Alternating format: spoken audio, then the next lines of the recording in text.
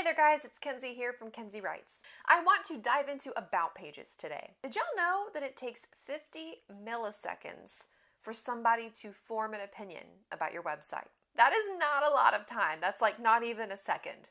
This is why it's so important to optimize everything on your website, but especially your about page. I like to revisit my about page at least once a year, so if you have not looked at yours lately, here are some tips to help you write and optimize your about page for more views and more customers. The first thing that every about page needs is a good story. What I like to do is I like to write an outline, so get your basic facts and maybe a timeline down. From there, you can use the hero's journey as a formula for writing your about page. Just Google it and you'll see what I mean. The second tip is to make sure your about page has some kind of personality. You might be a business, but that does not mean that you have to be cold, formal, distant, or boring.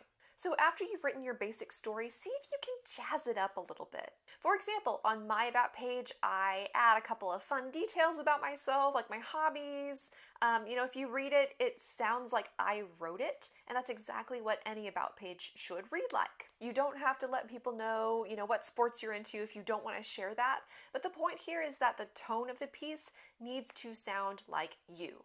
So what I tell people is if you aren't confident in your writing ability, or if when you write it comes off as weirdly formal but you're not formal, use your phone and turn on speech to text, and it will record you speaking about yourself in the correct tone that you want. Just go in afterwards and correct any spelling errors and kind of clean it up. The third thing that your about page needs is testimonials or reviews.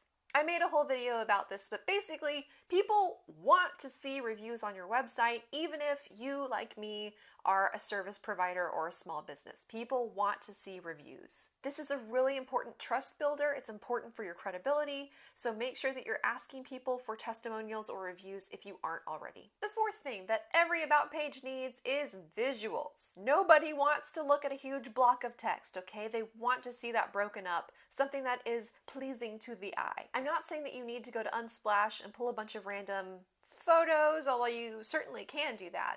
I try to make these visuals related to your about page, your company, or your story. So in my case, I added a quick video just explaining who I am on my page. If you want to add a quick About Us video, that's a great idea. You can also add an infographic about your services or your products, or even a visual timeline about your company history if you've been around a long time.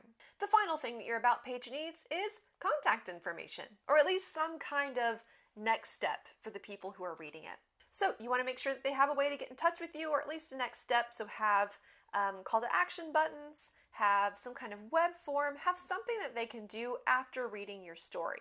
You've invested a lot of time and money into your website, so I want to make sure that you continue to see a return on that investment, and that means revisiting your content and your page setup at least once a year. You always want to make sure that your about page is working for you, so try these 5 tips and you will turn your about page into a lead magnet.